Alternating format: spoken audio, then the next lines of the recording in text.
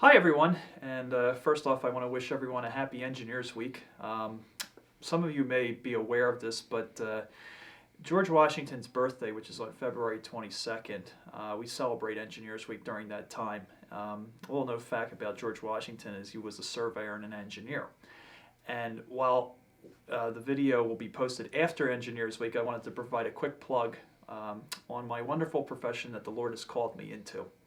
Today I wanted to provide a brief summary and encouragement on this week's scripture, which is found in Deuteronomy chapter 6, verses 6 and 7.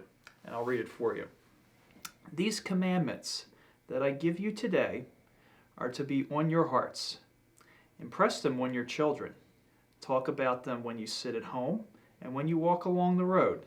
Then you lie down and when you get up. In Deuteronomy 5, we see Moses summoning Israel to hear the decree and laws and are presented with the Ten Commandments.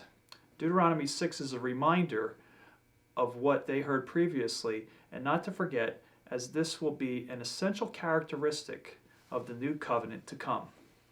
In Jeremiah 31, verse 33, it says, "This, the covenant I will make with the people of Israel after that time, declares the Lord.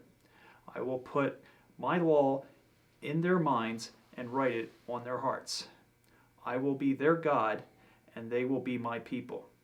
And in 2 Corinthians 3, verse 3, where Paul says, "You show that you are a letter from Christ, the result of our ministry, written not with ink, but with the Spirit of the living God, not on tablets of stone, but on tablets of human hearts." For those who are parents and grandparents, it is critical that you remind them of God's truths. If you don't do this already, consider setting up a time to read His Word with your family and do it on a daily basis. It can be at the dinner table, the beginning of the day, during breakfast, or at the end of the day. Whatever works for you.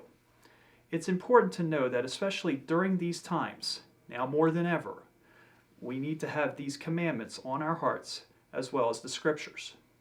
I would also add that we need to do this with your spouse as well in small groups.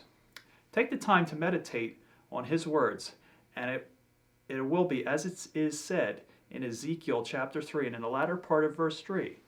When he ate the scroll, he said it tasted sweet as honey.